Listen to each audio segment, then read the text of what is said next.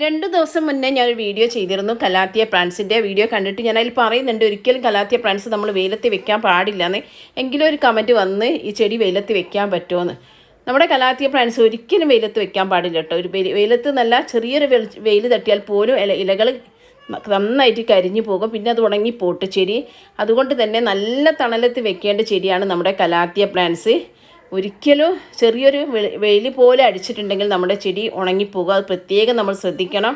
നമുക്ക് നല്ല നല്ല ഷെയ്ഡുള്ള സ്ഥലത്താണ് ഈ ഒരു ചെടി നമ്മൾ വെക്കേണ്ടത് കേട്ടോ. ഒരിക്കലും ഈ പറയുന്ന ആളോടാണ് ആരോടായാലും ഈ വീഡിയോ കാണുന്ന കലാത്തിയ പ്ലാന്റ്സ് വളർത്തുന്ന ആൾക്കാർ ഒരിക്കലും നമ്മുടെ കലാത്തിയ പ്ലാന്റ്സിനെ ഒരിക്കലും വെയിലത്തേക്ക് വെക്കരുത് കേട്ടോ. പിന്നെ ഈർപ്പം ഇഷ്ടമുള്ള ചെടി അതുകൊണ്ട് തന്നെ എപ്പോൾ ഇതിനൊന്ന് നമ്മൾ സ്പ്രേ ചെയ്ത് വെള്ളം ബോട്ടിലാക്കിയിട്ട് സ്പ്രേ ചെയ്ത് കൊടുക്കുക, അതായത് മിസ്റ്റിങ് ചെയ്യാം. അതുപോലെ തന്നെ നമ്മുടെ ചെടിച്ചട്ടിൻ്റെ ഉള്ളിൽ ചെറുതായിട്ടൊന്ന് ഈർപ്പം നിലനിർത്താം. അപ്പോൾ ഇതിൻ്റെ ഫുൾ വീഡിയോ ഞാൻ ചാനലിട്ടുണ്ട്, കാണാത്തവർക്കുണ്ട്. അതിൻ്റെ ലിങ്ക് ഈ വീഡിയോയിൽ തന്നെ കൊടുക്കുന്നു.